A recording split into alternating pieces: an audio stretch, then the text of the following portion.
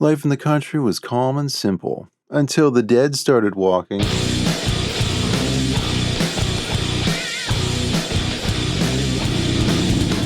Hello and welcome to Hans Wargaming. In this video we're going to be making a medieval cottage.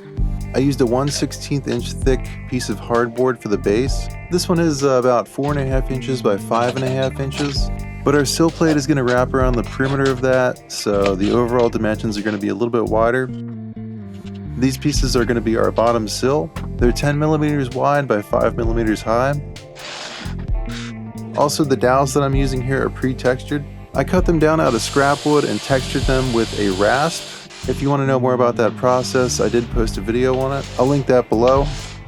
So I prepped a lot more for this build than I normally do. Did quite a bit of research and built a few test houses because I've never really done a lot of the stuff that I'm going to be doing in this video. So I wanted to make sure that I did a pretty good job. I did borrow a lot of techniques that you'll see in this video from Devs and Dice. He has quite a few Mordheim builds, and while this isn't really supposed to be a building for Mordheim, it's basically the same style, it's just not ruined building. Personally, I'm building this for ranges of Shadow Deep, but I'm planning on using it for a variety of fantasy settings. But anyway, be sure to check out Devs and Dice if you haven't, because he inspired a lot of what you're going to see here. I did try and develop my own way of doing this, so hopefully that comes across here. I am going to be using wood glue for as much of this as I possibly can, just because I really do not enjoy using hot glue. It definitely has its use cases, but I think for a project like this, you can get away with using wood glue, and I think it's a lot more forgiving. I think it results in a nicer looking product. You're going to have those sections where the hot glue bulges out, and it just doesn't look really good in my opinion. Plus, I hate dealing with the strings that you get when you use hot glue.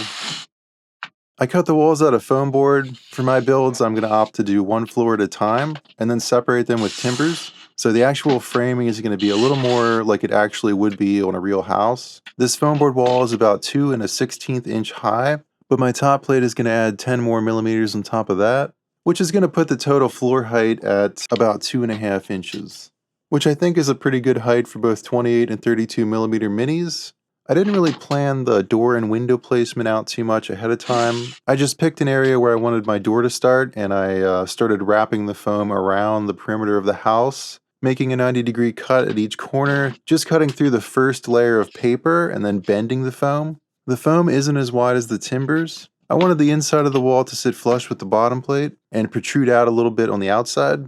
That's going to give the overall build a little bit more dimension. I also cut out some corner pieces of the same height, and once everything was cut out, I just glued everything together with wood glue. The nice thing about wood glue is it doesn't set immediately, but it's tacky enough that it will stay in place for the most part. It'll be dry to the touch in about 5 minutes, which is plenty of time to adjust everything and get everything where you want it to be. Once everything is in position, you can go in with a wet brush and clean up the edges, just to make sure there aren't any globs of wood glue left to dry. I chose to extend the top sill past the edge of the house on both sides. This is a process called jettying, and it's pretty common on these types of houses. Usually it's done between floors for various reasons, but since this is only a single-story house, I'm mostly just doing it for aesthetic purposes. The roof is going to sit right on top of these.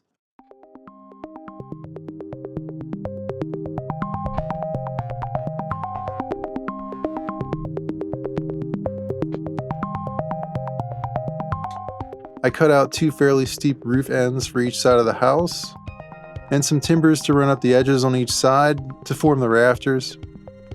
I realized I forgot to leave space for the ridge beam, so I had to cut those pieces a little shorter. I was debating for a little while on how I wanted to deal with the interiors of these houses. Since these aren't going to be ruined cottages, there isn't going to be an easy way to get inside them, and I did want the interiors to be playable. So I opted to make the roof removable, similar to how 3D printed terrain usually is. If you've ever seen a 3D printed miniature house, usually you print them out one floor at a time and then those floors will socket into place, and I wanted to try and do that with my builds. This does make the assembly process a little more tricky, but I think it's worth it in the end. After connecting the 2 roof ends, I set them on top of the first floor. I used a square to keep it from wobbling around too much because it was still a little wet at this point. I cut out 3 more rafters for each side, and I also cut out some more top plate extensions for them to rest on. In real life, these would run through the entire roof, but there's no need to do that here.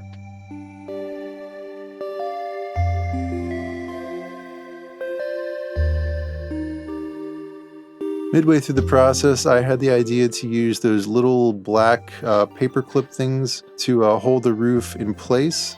I would highly suggest doing this. Since this is a removable roof, you want to make sure that everything is perfectly lined up. Next, I glued some stir sticks onto the rafters. The stir sticks didn't quite span the entire length. That is due to my poor planning. So I opted to just stagger them like this. Then once they were dry, I just cut the ends off. I wanted the roof to socket in place, and to do that I cut 2 full-length pieces out. These are going to sit snugly in between the top plates.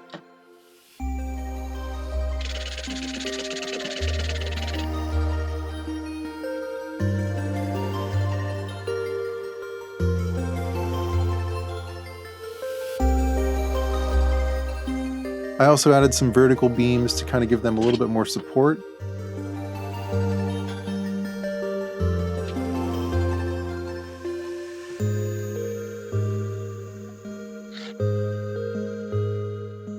And then after some testing, I added a horizontal beam that stretched from one side to the other. I ended up using that quite a bit as a handle while I was painting the roof. I had cut out 3 different sizes of dowels that I was planning on using for these. The 6x6s, the 6x10s, and some 2mm by 6mm pieces that I was planning on using as moldings. These can be used for a couple different things, mainly to create the illusion of a beam that's in the wall. But I was also using them as windowsills. So I went around the house adding windows and moldings here and there. If you're not quite sure how to do this, I would suggest looking at some reference pictures online.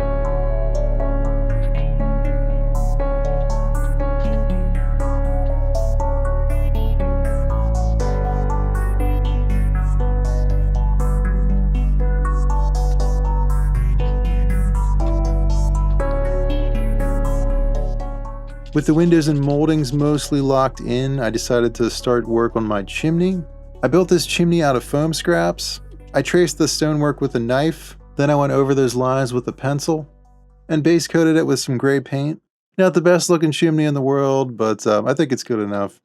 While that was drying, I did a little bit more work on the house. I decided to add some diagonal moldings around each corner.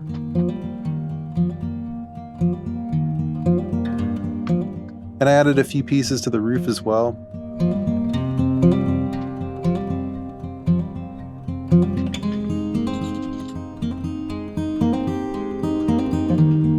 To finish up the roof, I decided to put down some underlayment. For that, I just used some cardboard. For this one, I was planning on doing a thatched roof.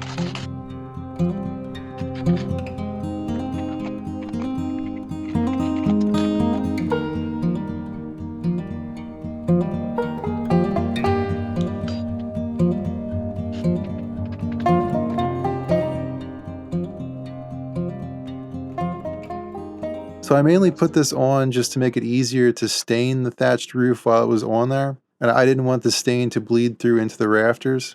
I just thought it would be easier to keep each side separate. I came up with a clever way to keep that underlayment weighed down while it dried. Now you just lay a nice heavy book on it.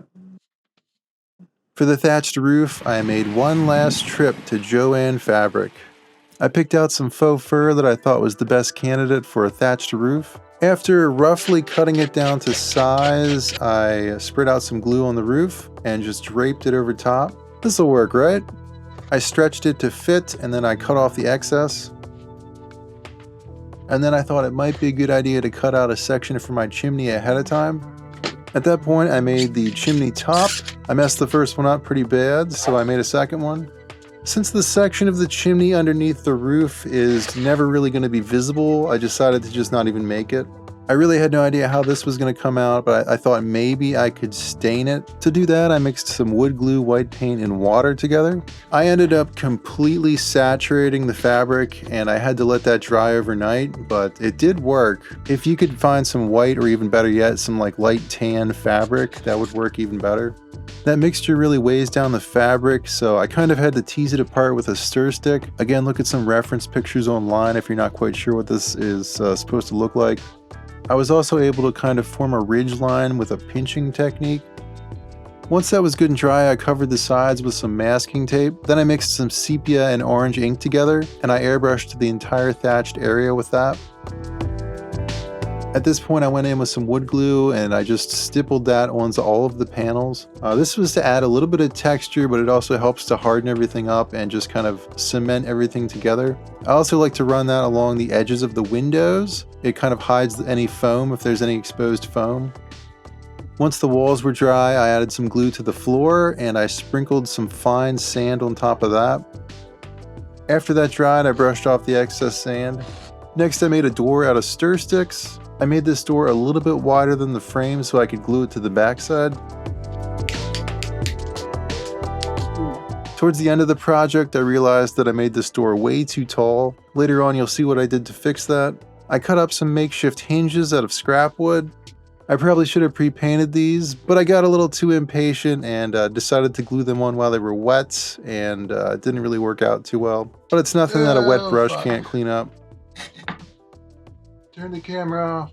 And to make the handle, I used a small piece of paper clip. I dry brushed the stonework with a lighter gray. Then I tried filling in the gaps with some grout. This was my first time doing this, and yeah, I will be doing it again. This is definitely the way to do it. I went over that with some matte Mod Podge just to give everything a protective coat. Off camera, I glued some rock slabs to the bottom of the building. I actually hand cut these out a few weeks ago with a jig. I was just testing it out at the time. I used some hot glue around the outer edge, and then for the inner pieces I just used some wood glue. I put some masking tape around the timbers to make it a little bit easier to paint the foundation, but other than that it was pretty much the same process as the chimney. Just dry brushing on a lighter gray and then adding the grout. On to the painting. I airbrushed burnt umber onto all of the timbers.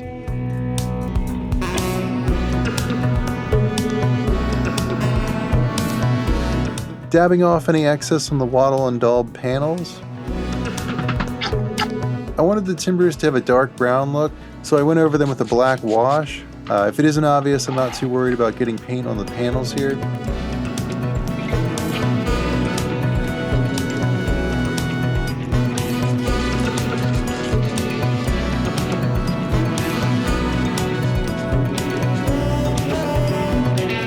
I used that wash on the chimney as well.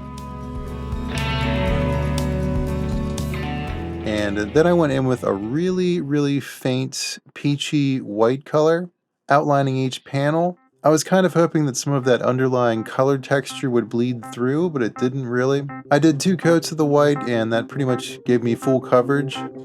Next I glued the chimney in place.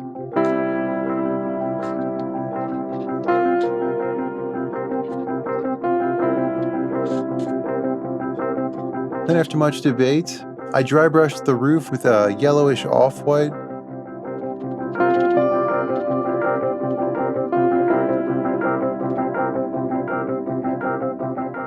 I thought that was still a little too punchy, so I added some more white to that and I dry brushed it again.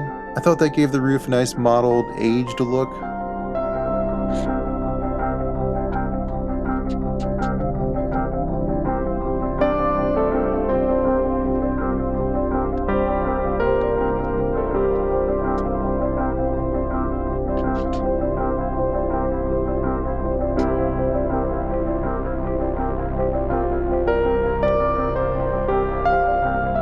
I was trying to build out a little more color texture here, and that did take a little bit of trial and error.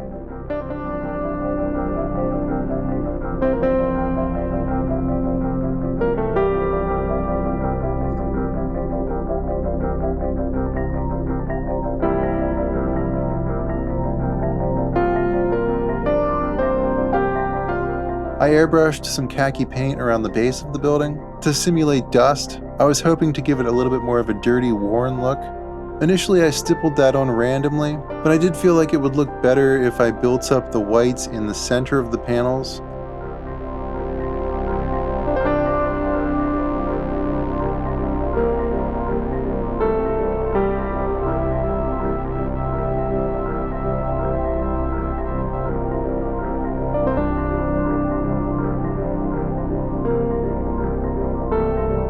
I thought there wasn't enough contrast on the timbers, so again after much debate, I went back in with the khaki and dry brushed over them. And I didn't think that looked quite right, so I ended up going over that with a beige color, which looked much better. You can see the final product here, and here's what I was talking about with the door. The left model is a 32mm and the right model is a 28mm. I thought they both looked pretty weird with the door as tall as it was, so I lobbed off the top half and added a header board. I also moved the handle down a little bit, and I had to re-glue the top hinge. The gap is a little larger than I would have liked, but I think it looks a lot better than it did. Roll the glamour shots.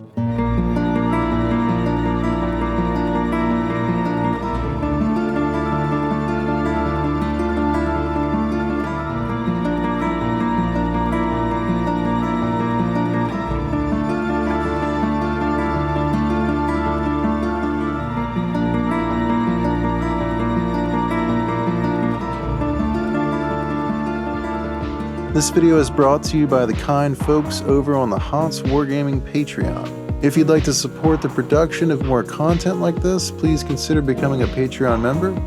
I also have some product links down below if you want to check that out. That's it for now. Hope you have a good day, and I will see you later.